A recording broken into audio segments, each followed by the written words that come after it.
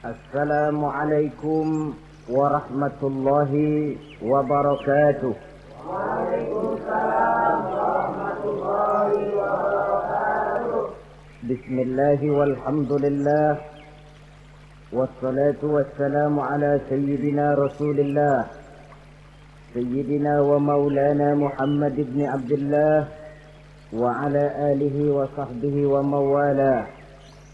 أما بعد سبحانك لا علم لنا إلا ما علمتنا إنك أنت العليم الحكيم لا حول ولا قوة إلا بالله العلي العظيم.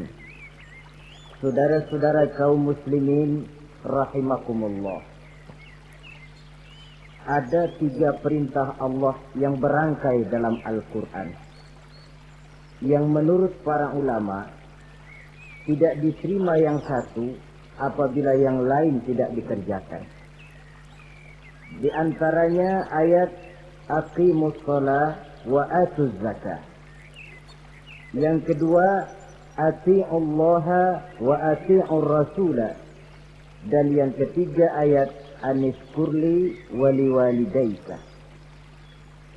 Perintah ini merupakan perintah yang berangkai. Aqimus shalah wa atuz zakah. Dirikan salat dan bayar zakat. Artinya tidak diterima salatnya orang yang tidak membayar zakat, dan tidak diterima zakatnya orang yang tidak mendirikan salat. Perintah ini berangkai pada saat salat dikerjakan, zakat apabila sampai haul dan nisabnya harus dibayarkan.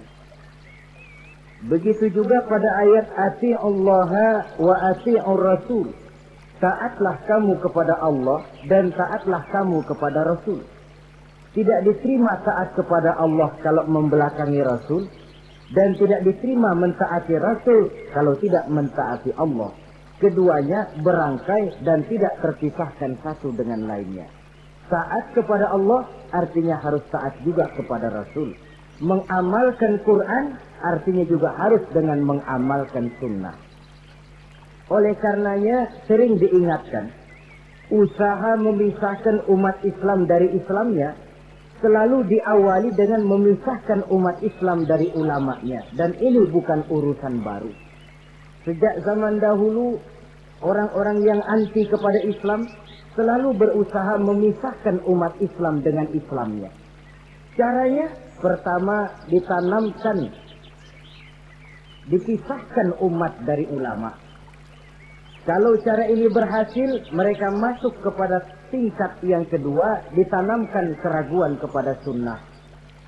Kalau cara ini pun juga mereka berhasil, masuk kepada bagian ketiga yang terpenting, menanamkan keraguan kepada Al-Quranul Karim. Kalau umat sudah meragukan Al-Quranul Karim, maka tidak ada lagi yang bisa diharapkan. Oleh karena itu, ati'ullah dan ati'ur rasul tidak bisa dipisahkan satu sama lain. Apabila kita mengamalkan ajaran Quran, seiring dengan itu kita juga harus menegakkan sunnahnya. Adapun ayat yang ketiga yang merupakan perintah berangkai ini, anishkurli wali walidaika, kata Allah. Hendaklah engkau bersyukur kepadaku dan bersyukur kepada ibu bapakmu.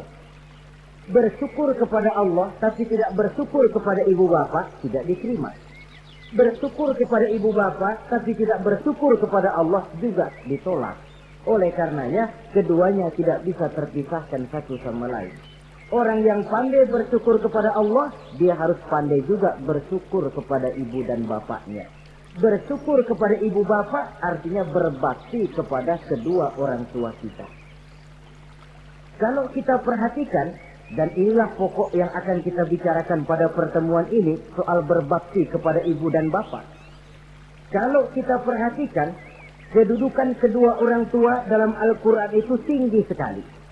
Kita baca misalnya dalam surah Al-Isra ayat 23. Di sana menjelaskan, وَقَضَى رَبُّكَ أَلَّا تَعْبُدُوا إِلَّا إِيَّهُ وَبِالْوَالِدَيْنِ إِحْسَانًا. Dan Allah Tuhanmu telah memutuskan, telah menetapkan, jangan kamu menyembah selain daripadanya, dan berbaktilah kepada kedua orang tua. kita perhatikan tartibul kalimat atau tertib urutan kalimat dalam ayat ini. Pertama, jangan menyembah selain kepada Allah. Yang kedua, berbakti kepada kedua orang tua.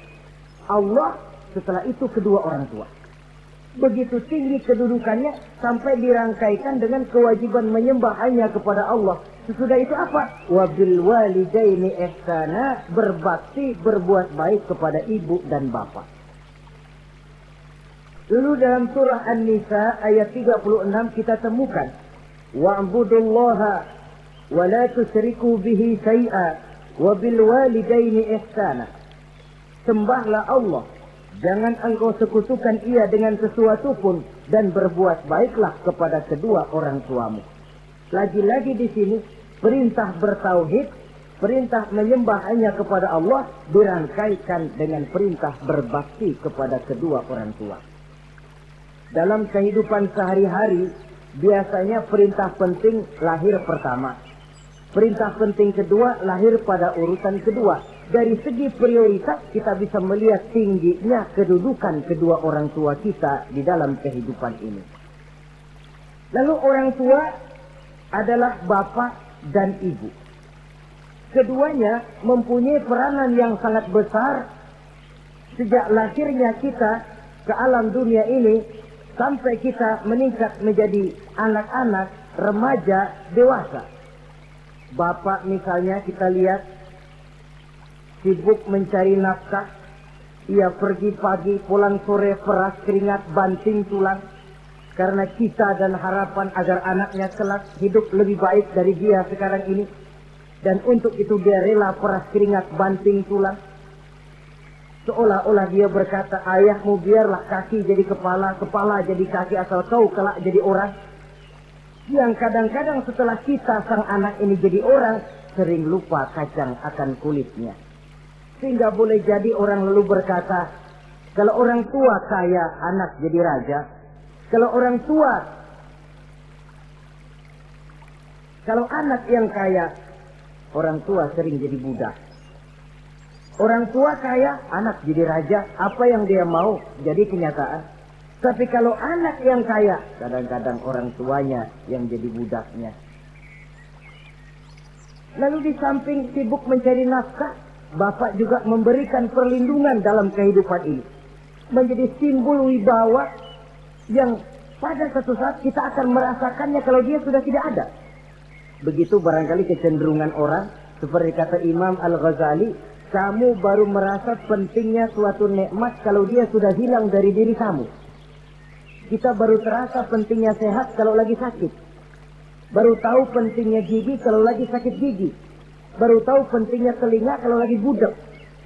Tetapi pada saat normal, kita menganggap itu sesuatu yang biasa. Bukankah keberadaan seorang bapak dalam hidup ini, di samping dia pelindung, juga menjadi simbol wibawa dalam kehidupan di masyarakat? Orang sering berkata, gue bukan takut sama lo, gue segan sama orang tua lo. Masih ada yang disegani, masih ada yang dihormati. Pantas saja kalau kita ambil dari sejarah, ketika baginda Rasul ditinggal wafat oleh Khadijah, oleh pamannya Abu Thalib, gangguan kafir Quraisy makin meningkat. Kenapa? Kemarin-marin mereka mau menghadang Nabi, mau menghantam Nabi, masih mandang Khadijah binti Khuwailid, seorang bekas janda bangsawan. Mereka masih memandang Abu Thalib, orang tua yang disegani. Sekarang dua-duanya sudah tidak ada, apalagi yang mau disegani, hantam saja sudah Muhammad. Itu pun dirasakan oleh pribadi Nabi kita. Saudara-saudara kaum muslimin, apalagi yang namanya ibu, dia lebih banyak menangani kita. Pantas kalau Rasul satu saat ditanya orang, ya Rasul, siapa sih yang paling harus saya taati di dunia ini? Ibumu. Lalu siapa lagi ya Rasul? Ibumu. Kemudian setelah itu siapa ya Rasul? Ibumu. Setelah itu siapa ya Rasul?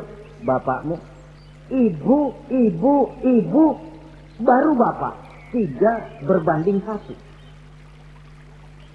Kenapa harus begitu? Kita lihat. Pertama yang namanya ibu, sejak proses kehamilannya sudah istilah Quran hamalathu wahnan ala wahnin. Dia mengandung kita dalam keberatan yang bertumpuk di atas keberatan. Berat kuadrat. Bahkan sebelum itu, sejak ngidam anaknya, ibu kita itu sudah kita siksa. Yang kepengen dimakan, yang bukan-bukan. Muntah, nggak karu-karuan. Keinginan yang tidak musim. Sampai ketika terjadi proses kehamilan. Dari hari ke hari hamilnya makin lama, makin berat, makin lama, makin besar. Kemana-mana dibawa. Belum pernah ditaruh. Ini berat mau ke pasar, taruh dulu sebentar. Tidak. Itu ya, saudara. Orang hamil itu ya. Saya sendiri alhamdulillah belum pernah hamil. Tapi kalau kira-kira 2 kilo, itu ada itu. Umpama pengen ngerasain, cari kelapa yang beratnya kira-kira 2 kilo, jantung di perut kemana-mana bawa. Apa enak kayak begitu? Kehamilannya makin lama, makin besar, makin lama, makin besar. Tidurnya pun sudah serba sulit dan serba salah. Sampai dia kepada saat kelahirannya, saat melahirkannya, berhadapan dengan 2 pilihan. Kalau tidak hidup, mati. Dan seorang suami tidak pernah menghadapi saat-saat kritis macam gitu. Paling-paling waktu istrinya melahirkan, dia cuma nungguin di depan pintu. Bingung, gelisah, tapi masih sempat ngerokok. Si istri sudah pasrah berhadapan dengan kalau tidak hidup, mati.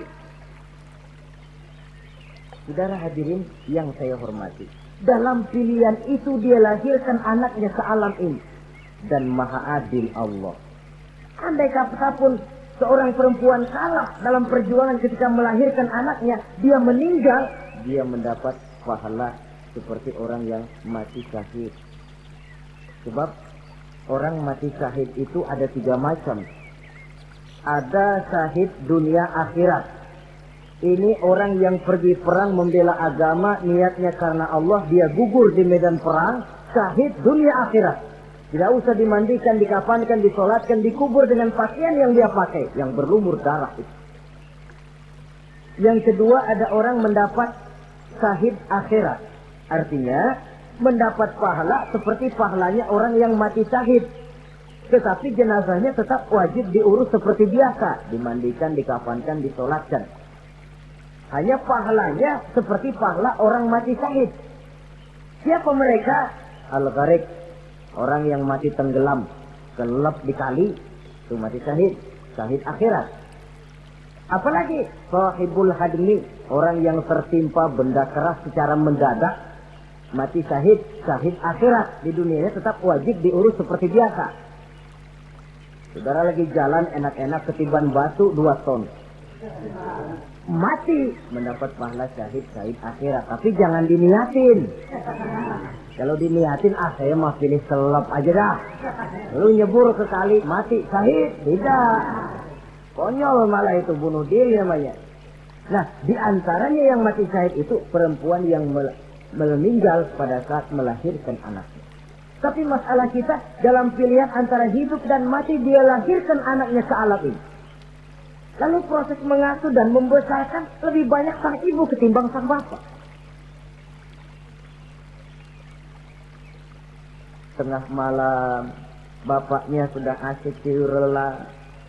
Si ibu masih saja berkutat dengan anak bayinya. Dibungkusnya pakaian, si anak pun pipis, digantinya itu. Setelah itu dijaganya juga dari gigitan nyamuk. Sehingga pepatah bilang kasih ibu sepanjang jalan, kasih anak sepanjang galah. Ini berarti bahwa bagaimanapun upaya hendak menebus jasa daripada ibu, memang sulit untuk tersebut. Oleh karenanya saudara-saudara, pantas saja kalau Nabi sampai 3 kali ibumu, ibumu, ibumu, setelah itu bapakmu. Nah, oleh karenanya apa sebenarnya kewajiban seorang anak kepada kedua orang tuanya? Dengan kata lain, bagaimana kita berusaha untuk berbakti kepada ibu bapak ini? Di dalam kitab Tanbihul Ghafilin ada dijelaskan lil walidi 'alal waladi asharatu huquqin. Orang tua mempunyai 10 hak terhadap anaknya. Dengan kata lain, kewajiban anak kepada orang tuanya ada 10. Pertama, at-ta'am in ihtaja. Memberikan kedua orang tua makan kalau dia keduanya memerlukan makanan. Malah yang lebih ideal dia usahakan agar makanan yang diberikan kepada kedua orang tuanya lebih baik dari yang dia makan sendiri. Kita kadang-kadang beli juga kue, buahan, tapi kita sortir dulu. Ini rambutan yang kontes-kontes kasih babak sono. Saudara hadirin yang saya hormati, suatu saat Nabi Musa pernah memohon kepada malaikat Jibril, "Ya Jibril, tolong tunjuki siapa kira-kira teman saya di surga nanti." Lalu Jibril mohon kepada Allah, Allah memberitahu Jibril kasih tahu Musa, temannya di surga nanti tukang daging di pasar, jualannya di pojok ano, parasnya begini-begini, semin. Nabi Musa ingin tahu apa keistimewaan tukang daging ini kok akan jadi teman saya di surga nanti. Dia samperin, "Assalamualaikum." "Waalaikumsalam." Lalu kenalan. Setelah datang waktu pulang, Nabi Musa ikut ke rumah tukang daging ini. Diambil daging. Sampai di rumahnya, itu daging dia rebus.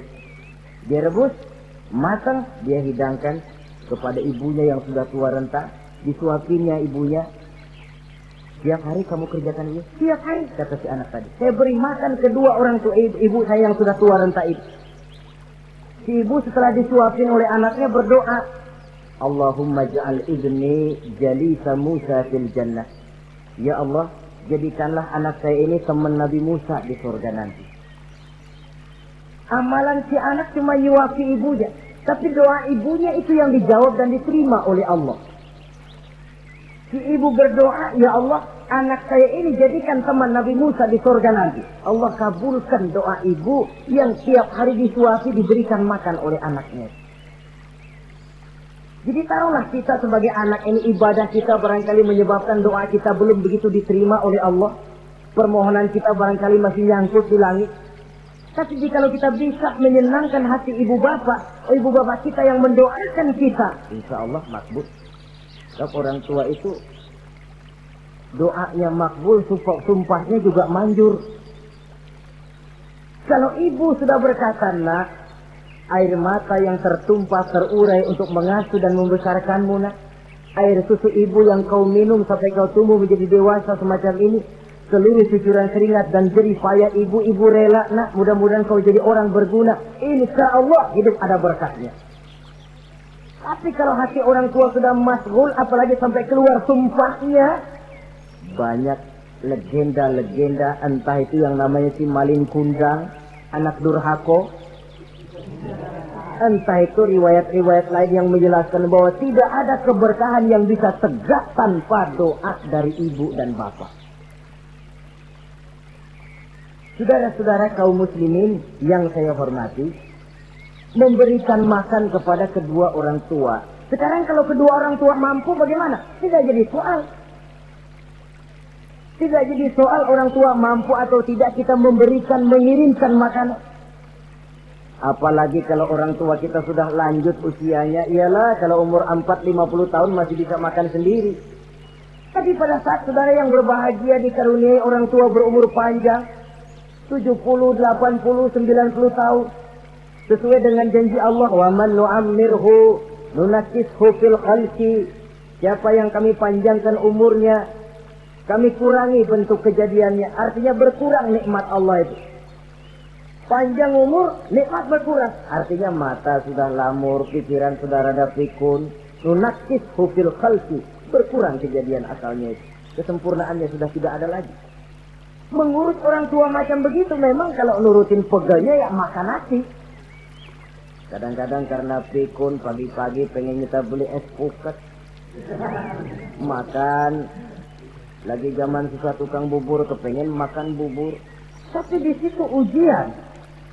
Begitulah dahulu orang tua kita melayani kita dikala kita belum masih merah, belum bisa berbuat apa-apa, belum punya pilihan. Tapi mereka sabar, mereka ikhlas. Tidak sabarkah kita? Tidak ikhlaskah kita di hari tua mereka? Kita mengasuh dan melayani mereka. Kadang-kadang karena rewel, anak ketelepasan omong. Udah tua, rewel aja. Hancur hatinya. Dalam keadaan tidak berdaya, mendapat kata yang tidak enak lagi dari anak-anaknya. Saudara hadirin yang saya hormati, jadi soal orang tua mampu atau tidak memberi makan, itu bukan soal, tapi kewajiban anak memberikan makan kepada kedua orang tuanya. Ini kewajiban yang pertama. Kewajiban yang kedua, al-khidmatu ilaih saja. Al-khidmah artinya berbakti kepada ibu dan bapak. Satu hari ketika kumpul dengan para sahabat, Nabi pernah berpesan kepada Sayyidina Umar bin Khattab radhiyallahu anhu. Umar, saya ya Rasul, nanti kalau kamu sempat datang ke kota Madinah, Umar, cari anak muda yang bernama Uwais Al-Qarni dan kau minta didoakan olehnya. Sayyidina Umar heran. Ini yang menyuruh Rasul. Padahal Rasul doanya mustajab. Dan lagian masih banyak orang-orang tua. Kenapa kalau datang ke Madinah suruh cari anak muda namanya Uwais Qarni dan minta didoakan olehnya? Apa keistimewaan Uwais Al-Qarni ini? Jadi ini pun juga alasan kata Nabi, aksiru minan nas bidu'ail khair fa innaka la tadri min ayyi fahin yuqbal. Banyak-banyaklah kamu minta doa kebaikan dari orang lain, sebab kamu tidak tahu dari mulut yang mana doa diterima Allah. Menurut kita barangkali orangnya kere, nggak ada potongan, tapi kalau doanya diterima Allah, siapa yang sanggup menghalangi? Ada orang bilang, enakan doa sendiri langsung mantap, tidak jelek. Tapi minta didoakan orang lain pun tidak salah. Saudara-saudara yang saya hormati, kadang-kadang tukang minta-minta pengemis datang ke rumah. Kita kasih 100 rupiah, lalu keluar doanya kan, mudah-mudahan rezekinya bapak lancar dan segala macam. Ada orang yang nggak sabar, dia bilang, Allah kenapa saya kamu doain dirimu sendiri aja dah, supaya besok jangan jadi pengemis lagi. Secara logika mungkin, secara logika. Tapi agama bukan cuma logika. Siapa tahu dan siapa yang bisa menghalangi kalau doa dari mulut tukang pengemis itu yang diterima Allah? Tidak seorang pun yang tahu. Nah, Sayyidina Umar heran, apa sih keistimewaan Uwais Al-Qarni ini? Ketika beliau ke Madinah diselidiki, apa keistimewaan si Uwais ini? Masih muda, tapi saya oleh Nabi disuruh temuin dan minta didoakan olehnya. Nah, jadi dalam pandangan Allah itu ya nggak ngurus tuanya. Yang afdal itu yang tua dan banyak ibadahnya, dekat dengan Allah. Tapi kalau tuanya cuma kejemur, ya yang mending-mending yang muda dan banyak ibadahnya. Uwais Al-Qarni ini secontoh. Apa ibadah Uwais Al-Qarni? Ternyata dia seorang anak yang sangat berbakti kepada ibunya. Ayahnya sudah meninggal. Dia pernah menggendong ibunya dari Madinah ke Mekah cuma untuk bikin haji dan untuk bertemu dengan Rasul. Sayang, tidak sempat bertemu dengan Rasul. Menggendong ibu dari Madinah ke Mekah itu kira-kira 465 kilo ya. Jakarta Semarang. Digendong ibunya. Kita kadang-kadang ibu kita ini sudah sakit payah. Mau ke dokter saja. Masih manggil orang, tolongin mak gua no. Masih minta tolongin. Berat kita. Uwais Al-Qarni menggendong ibunya cuma untuk menunaikan ibadah haji dan bertemu dengan Rasul. Rupanya karomahnya itu muncul karena dia merupakan anak yang sangat bakti kepada ibunya. Jadi Allah memberikan karomah itu ya, ada yang karena orang rajin tahajud, ada yang karena tangannya pemurah, dermawan, ada yang karena sangat berbakti kepada kedua orang tuanya, ada yang karena rajin baca Quran, ada yang karena rajin melaksanakan puasa sunnah. Timbul karomahnya keistimewaan yang diberikan Allah kepadanya. Jadi bakti kepada ibu dan bapak mendatangkan karomah, keistimewaan yang diberikan Allah kepada kita. Kayak Uwais Al-Qarni ini, kalau dilihat dari segi ibadah, dia masih muda, tentu lebih banyak ibadahnya macam Umar bin Khattab. Tapi karena baktinya kepada ibunya, sampai Nabi pesan Sayyidina Umar, kalau kau sempat ke Madinah, cari anak muda bernama Uwais Al-Qarni, minta didoakan olehnya. Artinya doanya dikabul oleh Allah Subhanahu wa Ta'ala. Saudara-saudara kaum muslimin yang berbahagia, kewajiban yang ketiga, al-ijabatu in da'a. Menjawab, memenuhi panggilan orang tua apabila keduanya memanggilmu. Menjawab panggilan kedua orang tua. Dan cara menjawab ini pun Al-Quran memberikan tuntunan etiknya. Wala taqul lahuma uffin. Jangan kepada kedua orang tuamu ngomong uff.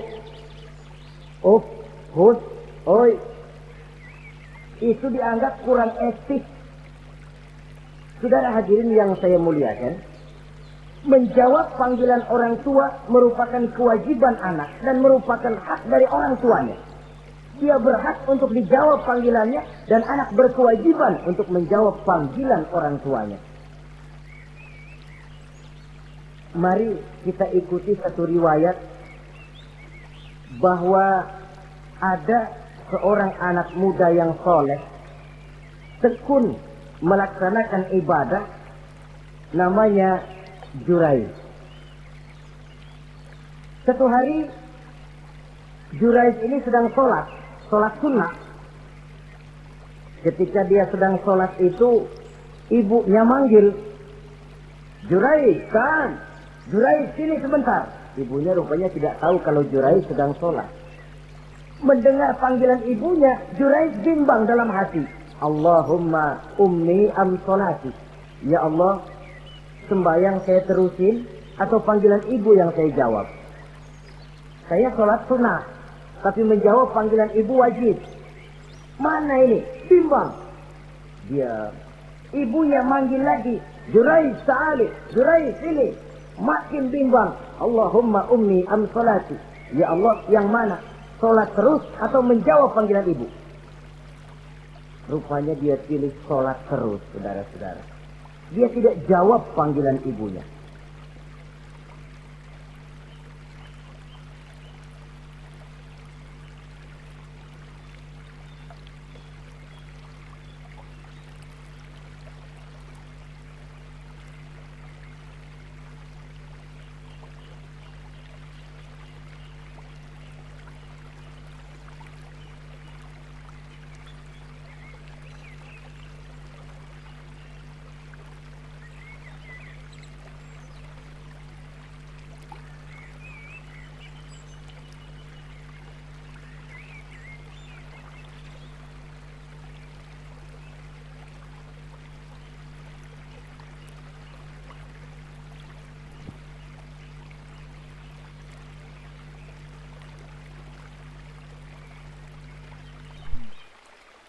Saran panggilannya tidak dijawab ini, mangkel rupanya hati sang ibu. Ya Allah, Jurayj ini, saya lahirkan dia antara pilihan hidup dan mati. Saya asuh dan saya besarkan dia.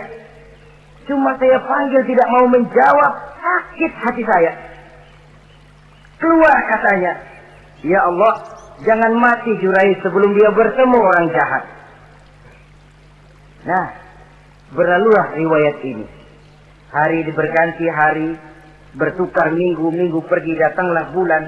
Kesolehan anak muda yang bernama Jurayj ini terkenal ke seluruh kampung.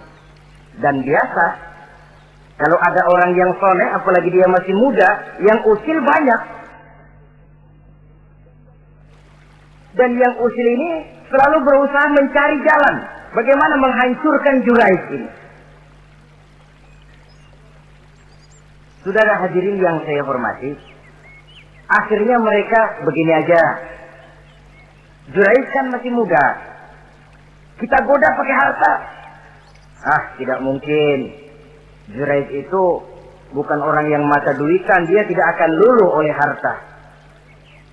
Kita tawarkan kedudukan, juga tidak bisa. Begini saja. Dia kan masih muda tuh. Iya. Umpanin perempuan aja dah. Kirim cewek yang rada kece.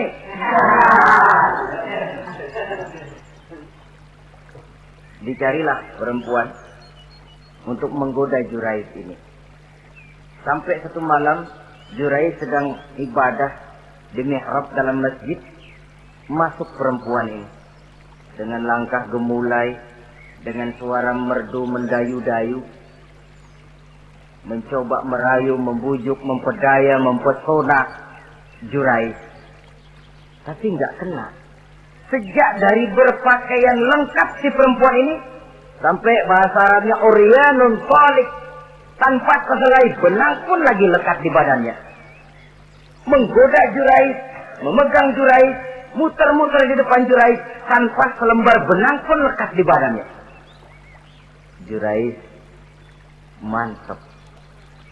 Si perempuan karena sudah kadang merasa dibayar lalu nggak berhasil kan malu. Akhirnya dia keluar dari masjid, dia pergi ke sebuah kampung.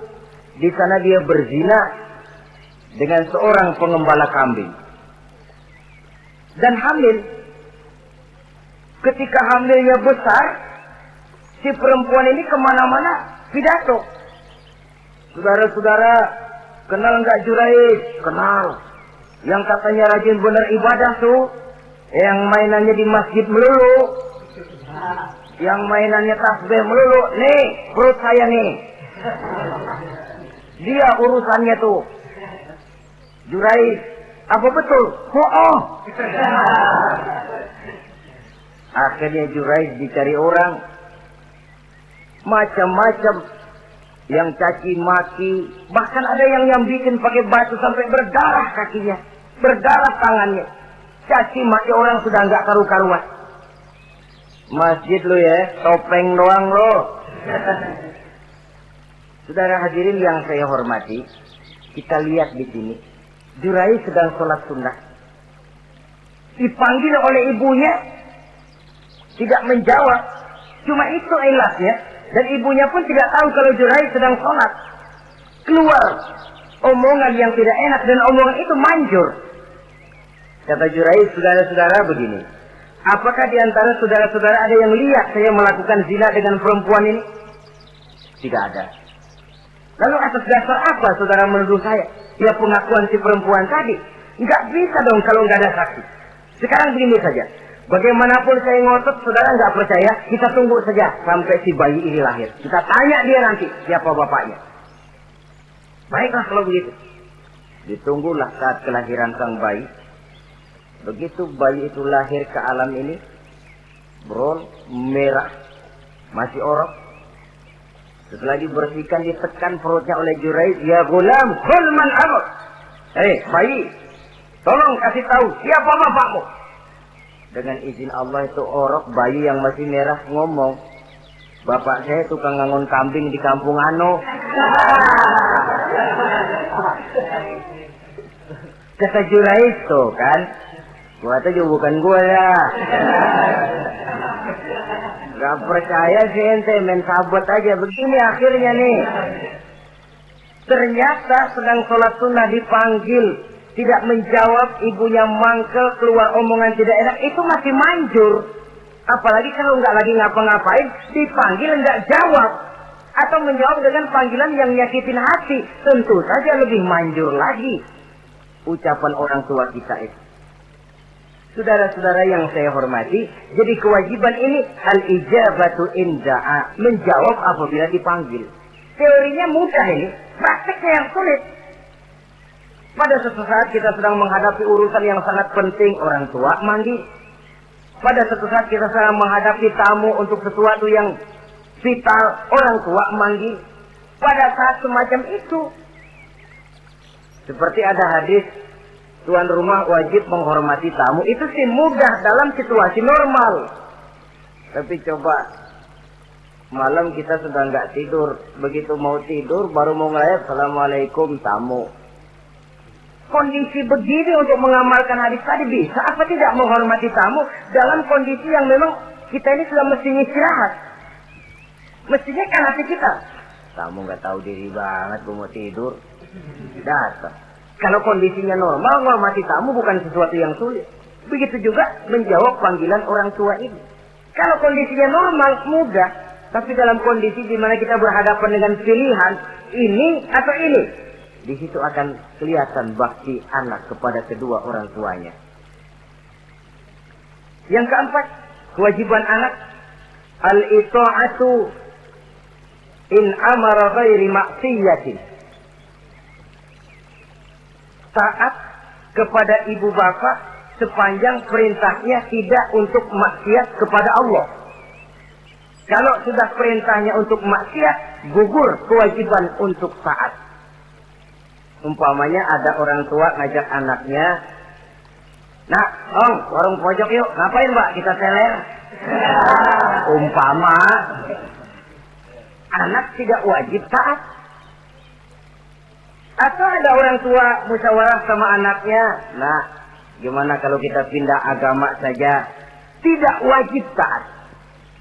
Sepanjang perintah itu tidak untuk melakukan maksiat kepada Allah, anak wajib taat. Dan jangan lupa, kewajiban taat kepada kedua orang tua di bawah kewajiban taat kepada Allah dan Rasulnya.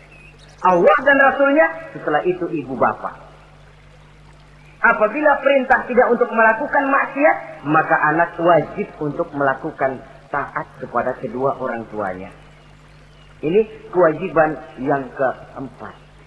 Apatah lagi kalau cuma sekedar diperintah ngaji, diperintah sekolah, diperintah melakukan membantu pekerjaan yang ada di rumah. Itu sudah perintah yang di samping bermanfaat buat keluarga, juga menyangkut hari depan kita sendiri sebagai anak. Kadang-kadang memang kita mengukur dari sudut kepentingan kita tanpa melihat jauh ke depan. Misalnya, ada anak pulang sekolah, langsung ambil layangan sama benang berangkat ke lapangan. Orang tua, karena melihat jauh ke depan, anak ini lelahnya belum hilang. Dipanggil, "Nak, pulang nak, jangan main layangan. Sini dulu kau istirahat, makan, sholat, tidur siang nak. Nanti bangun tidur barulah main." Si anak mungkin hatinya ngedumil, "Bapak, orang main layangan aja dilarang." Ini kesan yang timbul. Orang main layangan saja kok dilarang. Padahal larangan ini adalah untuk kemanfaatan dan kemaslahatan si anak itu sendiri. Tapi anak tidak mau mengerti. Yang dia tahu, dia dilarang main layangan. Itu cuma karena pandangannya yang tidak jauh menerawang ke depan. Pepatah bilang, sekejam-kejamnya macan tidak ada yang makan anaknya sendiri. Artinya, bagaimanapun kondisinya, orang tua itu tidak ada yang akan sampai untuk menyengsarakan anaknya. Saudara-saudara kaum muslimin rahimakumullah. Jadi yang keempat, kewajiban untuk taat sepanjang tidak melakukan maksiat kepada Allah Subhanahu wa taala. Yang kelima, at-takallum ma'ahu bil-lin. Apabila bercakap-cakap dengan kedua orang tua, hendaklah dengan tutur kata yang lemah lembut. Wala tanharhuma wala taqul lahuma uffin wa qul lahuma qawlan karima. Jangan membentak, jangan uff saja, hus saja, itu sudah tercela dan tidak boleh menurut ajaran agama. Apatah lagi sampai membentak, maaf, apalagi sampai melakukan tindakan kekerasan. Menendang orang tua, na'udzubillah, summa na'udzubillah. Memukul orang tua sendiri, Allah karim. Orang tua yang menyebabkan secara zahir keberadaan dia ke alam ini, sampai hati ditendang, dipukul, dibangsat-bangsati. Tidak ada kedurhakaan yang lebih berat selain daripada kedurhakaan kepada kedua orang tua sesudah orang menyekutukan Allah. Sehingga pantas kalau Nabi memberikan vonis, ridullah fi ridul walidain wa suhtullah fi suhtil walidain. Keredoan Allah di dalam keredoan ibu bapak, dan murka Allah pun berada dalam kemurkaan ibu bapak. Ibu bapak ridho, Allah insya Allah ridho. Ibu bapak murka, Allah murka. Jadi kebahagiaan apa yang bisa kita tegakkan dalam hidup tanpa restu dan doa kedua orang tua kita? Si anak mungkin karena pendidikannya lebih tinggi, pengalamannya lebih luas, pergi ke mancanegara, bisa segala macam bahasa, dididik secara canggih. Tapi apakah itu lalu berarti dia harus memalingkan diri dari kedua orang tuanya? Sama sekali tidak. Disinilah unsur yang namanya keberkahan. Maka sering dijelaskan orang tua adalah keramat hidup. Kita sering ziarah. Ya kadang-kadang kalau yang diziarahi kiai ya lumayan. Kadang-kadang yang diziarahi dukun yang sembahyang aja enggak. Cari mbah ano, cari ambah ano, cari keramat ini, cari keramat itu. Dan jangan lupa di beberapa daerah yang namanya kiai itu ya, yang disebut kiai, bukan cuma orang yang ngerti agama. Ya kalau saudara ke keraton Jogja mana segala gerobak namanya kiai. Iya toh, kereta kencana itu. Degung namanya kiai. Lalu jangan lupa itu. Misi Zending pertama namanya juga Kiai Sadrak itu. Kiai, tapi misi Zending. Kalau di sana itu kiai itu panggilan untuk yang dipertua. Kita ziarah cari keramat Mbah Buyut, Mbah Sapu Jagat, Mbah Brojo, macam-macam Mbah. Tapi kita lupa di rumah kita ada keramat hidup. Siapa itu? Ibu bapak kita. Sebelum jauh-jauhlah berziarah ke tempat-tempat yang lain, di rumahku ada keramat yang hidup. Ibu dan bapak kita sendiri. Keramat hidup. Dengan doanya, hidup jadi berkah. Tapi kalau kita sakiti hatinya, hidup ini lalu jadi sempit, jalan bagai tertutup. Maka berbahagialah seorang anak apabila dia sudah sanggup melakukan satu bakti yang bisa menyenangkan hati kedua orang tuanya. Bercakap-cakap, berbicara dengan lemah lembut. Kadang-kadang di sebagian daerah ya sudah jadi kebiasaan. Manggil orang tuanya pakai elu aja. Bapaknya dianggap CS. Salaman juga main kedet aja. Halo be. Di samsu bapaknya nggak boleh meleng, main buat aja. Dari panggilan saja, saudara hadirin yang saya muliakan, sudah memberikan cermin. Sebab bahasa adalah cermin dari pribadi orang. Kalau kepada orang tua kita sendiri kita memakai ke bahasa yang kasar, cermin bahwa pribadi kita memang pribadi yang kasar. Jadi pantas kalau agama mengatakan, apabila kedua orang tuamu sudah mencapai usia lanjut, wala tanharhuma, jangan membentak, wala taqul lahuma uffin, jangan berbicara uff, wa qul lahuma qaulan karima, sampaikan berbicara kepadanya dengan qaulan karima, kata-kata yang mulia, bukan kata-kata yang bagus dan indah diminta, qaulan karima, kata-kata yang mulia. Ya Allah, luhur, indah betul bahasa Quran ini. Berbicara kepada kedua orang tua dengan kata-kata yang mulia. Jadi sekedar, itu saja tidak boleh, konon lagi sampai membentak. Termasuk orang tua ini yang mertua. Kalau orang tua kan tiga loh. Orang tua yang menyebabkan kita lahir ke dunia, ibu bapak kita. Orang tua yang mempercayakan anaknya kepada kita, mertua kita. Dan orang tua yang mendidik kita, guru kita. Ketiganya berfungsi orang tua. Kewajiban ini juga berlaku. So, mertua kan cuma sekedar istilah. Pada hakikatnya dia adalah orang tua kita juga. Jangan lalu berbeda karena cuma dia bapaknya istri kita. Sama saja. Kalau kepada orang tua sendiri menghormati, lalu kepada mertua kita kurang begitu perlu, itu sudah satu sikap yang tidak adil. Tentu itu akan menyakiti hati istri. Atau kalau dia istri, akan menyakiti hati suami. Berkata dengan kata-kata yang mulia. Saudara-saudara, yang keenam, in ihtaja ilal kiswah kasahu in qadar 'alaiha. Kalau dia perlu pakaian, berikan pakaian walaupun dia sendiri mampu membeli. Nah, antarin bapak beli kacamata yuk. Ayo pak. Sudah sampai di toko kacamata, bayar oleh anaknya. Walaupun si bapak punya duit dan si bapak yang ngajak beli, kewajiban anak bayarin. Jangan mentang-mentang bapaknya cuma minta dianterin, bener-bener nganterin. Bapaknya ngeluarin dompet cuek aja. Mana ada kembalinya, Pak? Wah, kembalinya ditarik. Ya, kalau anak belum punya penghasilan ya wajar. Yang kita maksud di sini, anak sudah mandiri dan punya penghasilan yang memadai, bahkan mencukupi untuk membantu orang tuanya. Saudara hadirin yang saya muliakan, dan ini juga kalau memang bisa, seharusnya orang tua kita pakaikan yang lebih baik dari yang kita pakai sendiri. Kalau bisa,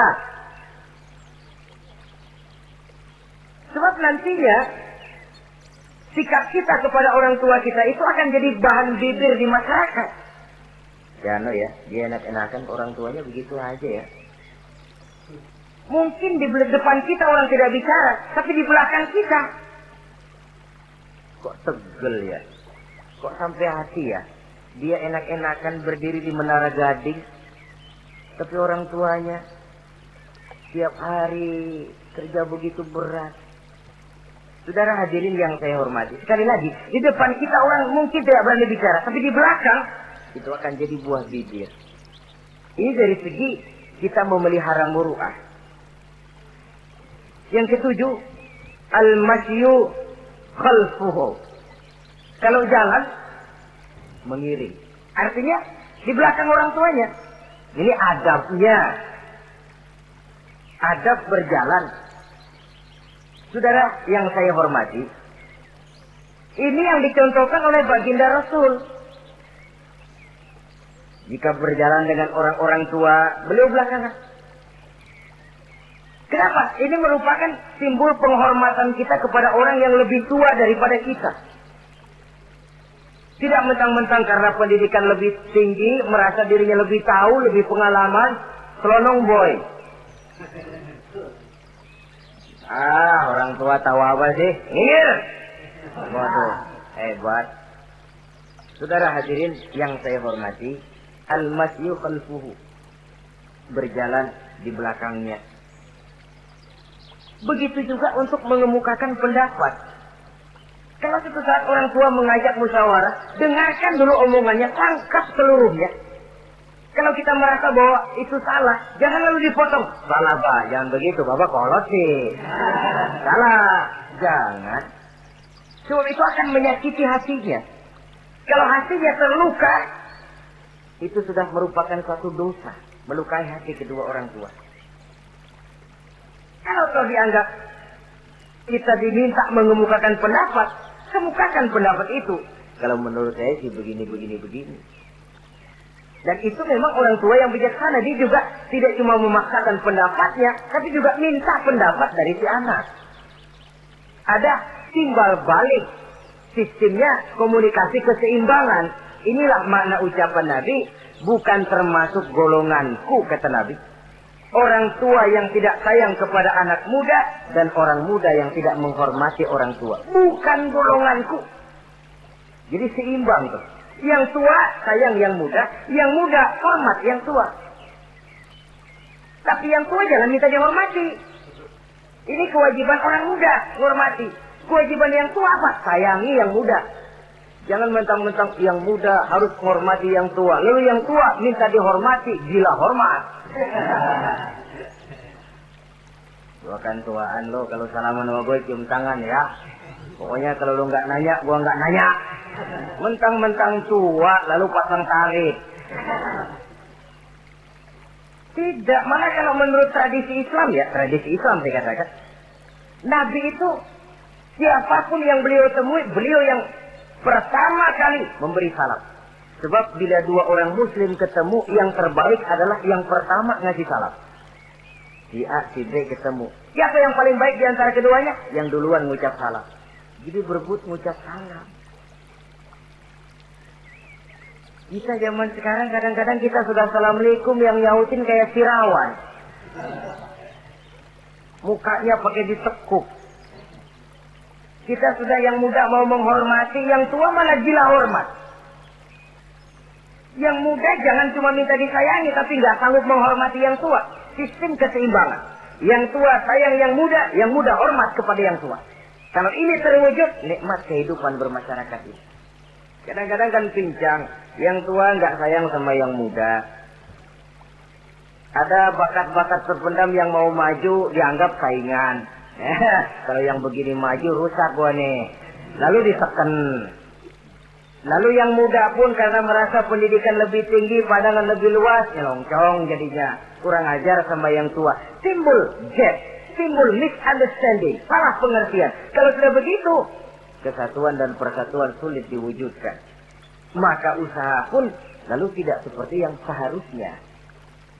Saudara-saudara yang saya hormati, yang ke-8 sekarang, kewajiban anak itu apa? Al-irda'u lahu bima radiya li nafsihi. Mencari keredoan dari orang tua tentang sesuatu yang dia ridho. Artinya, orang tua kita senang apa? Kita berusaha senang itu. Mengukur orang tua itu dengan diri. Ukurannya diri. Yang orang tua kita senang, kita berupaya senang. Orang tua kita senang ngaji, berusaha kita untuk senang hadir di majelis taklim. Orang tua kita senang baca Quran, kita juga berupaya senang baca Quran. Sebab yang paling membesarkan hati orang tua sesungguhnya tidak lain kalau dia melihat anaknya ini sesuai dengan yang dia harapkan. Oh, kalau sudah begitu orang tua itu cucuran keringatnya, peras keringat banting tulangnya, jibakunya, rasanya hilang capeknya. Kebahagiaan orang tua tidak cuma kalau anaknya jadi kaya lalu mengantarkan makan, minum, buahan, peralatan yang serba lengkap. Tidak. Lebih dari sekedar itu orang tua berharap dia bisa menerima pensiunan pahala dari meninggalkan anak yang soleh. Alangkah indahnya jika orang tuanya nanti wafat meninggalkan alam ini, anak-anaknya mengurubungi di sekelilingnya, memimpin orang tuanya membacakan syahadat. Anak-anaknya juga yang memandikan, anak-anaknya yang menyolatkan, anak-anaknya yang menurunkan dia ke liang lahat, anaknya yang mendoakan. Alangkah nikmatnya orang tua macam itu. Tapi kan langka. Di samping karena memang orang tua kurang mengarahkan, anak pun kurang perhatian ke arah itu. Begitu bapaknya mati, ambil mana ambil, suruh mandiin. Akan lebih baik kalau anaknya yang mandiin. Tangga panggil sembayangi. Anaknya malah nonton dari jauh. Enggak ikut sembayangin. Mau kok tegel. Kenapa enggak ikut sembayangin? Ya enggak bisa sembayangin. Ya kalau macam Abu Nuwas dulu enggak bisa, masih ada akal. Ikut sembayang jenazah.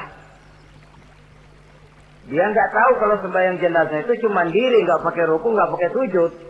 Imam takbir, dia takbir. Begitu takbir kedua dia kira ruku dia. Habis takbir lagi sujud.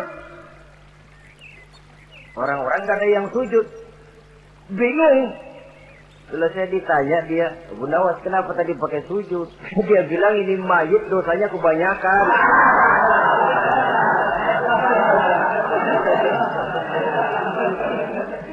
Jadi kalau nggak pakai sujud dosanya nggak diterima katanya. Dosanya nggak diampuni kalau nggak pakai sujud. Makanya saya pakai sujud. Itu sih akal-akalan. Jawaban orang kepepet namanya. Saudara hadirin yang saya hormati, baiklah ya. Yang ke-9, al-ikrahu lahu bima yakrahu li nafsihi. Membenci apa yang dibenci oleh orang tuanya. Orang tua kita nggak senang judi, jangan dekati judi. Orang tua kita nggak suka minuman keras, jangan cekek botol. Orang tua kita nggak senang kalau kita pulang sampai pagi misalnya, jangan pulang pagi. Orang tua kita nggak senang kita hanyut dalam arus pergaulan bebas, batasi pergaulan untuk menjaga hatinya. Kalaulah kita senang, tapi di depan orang tua kan harus berusaha menjaga hati kedua orang tua kita. Ini tidak berarti bahwa di depan orang tua baik lalu di belakang orang tua merdeka. Kalau di depan orang tua mah kalem, begitu orang tua hilang merdeka. Lalu berbuat semau-maunya, tentu tidak. Lalu yang ke-10, ad-du'a lahu bil maghfirah kullama da'a li nafsihi. Mendoakan kedua orang tuanya tiap kali dia mendoakan dirinya. Ya, kewajiban anak tidak lupa tiap kali berdoa untuk dirinya, orang tuanya disertakan. Rabbighfirli wali walidayya, ampuni saya dan ampuni dosa ibu bapak saya. Pak, itu kalau orang tua masih hidup, ya. Sekarang kalau orang tua sudah meninggal, bagaimana berbaktinya? Gampang. Pertama, antasila akrabaihima, bersilaturahmi dengan kerabat yang ditinggalkan oleh orang tuanya. Jadi jangan setelah orang tua mati lalu kehabisan obor. Orang tuanya kita senang, anaknya kita benci. Sama aja ngebenciin orang tuanya. Kan sering kejadian begitu. Zaman orang tuanya masih hidup, kawan medok, kawan lengket, orang tuanya udah mati, turunannya malah dimusuhin. Itu juga nyakitin orang yang sudah meninggal. Bersilaturahmi dengan kerabat yang ditinggalkan. Yang kedua, kalau orang tua sudah meninggal, cara berbuat baiknya bagaimana? Antastaghfira lahuma wa tad'u lahuma. Mohon ampun dan mendoakan keduanya. Itulah jadi orang soleh nikmatnya. Sudah mati pun kita masih kebagian doa. Orang soleh kemana-mana didoakan orang. Dia lagi tidur, ada yang sembahyang. Dalam tahiyat dia baca, Assalamu alayna wa ala ibadillahi sholihin. Ya Allah, berikan keselamatan kepada kami dan kepada hamba-hambamu yang soleh. Ini orang yang soleh, semua orang soleh kebagian doa itu. Walaupun dia lagi tidur, tidurnya didoakan orang. Dia sudah mati, kuburnya diziarahi orang, dibacakan doa. Lain kalau bajingan, liwat di kuburannya orang serem. Bajingan kemarin mati dipendam di sana. Lu jangan lewat sana, lu kesurupan. Liwat orang ngeri. Bagaimana lagi mau mendoakan? Yang ketiga, orang tua yang sudah meninggal itu cara berbaktinya wa anta tasaddaqu lahuma. Kalau ada rezeki, bersedekah atas nama keduanya. Pak, 100.000 untuk pembangunan masjid, saya lihat pahalanya untuk almarhum kedua orang tua saya. Insya Allah sampai. Oh, kalau tidak sampai, Rasul tidak akan mengajarkan badal haji. Untuk apa? Diajarkan badal haji artinya amalan orang yang masih hidup ada kaitannya dengan orang yang sudah meninggal. Bersedekah atas nama kedua orang tua. Saudara hadirin yang saya muliakan, mudah-mudahan Allah menjadikan kita anak yang bisa berbakti kepada kedua orang tua kita. Amin. Ini sajalah pertemuan kita yang singkat ini. Terima kasih atas segala perhatian dan mohon maaf atas segala kekurangan. Usikum wa nafsi bi taqwallah. Wassalamualaikum warahmatullahi wabarakatuh. Waalaikumsalam warahmatullahi wabarakatuh.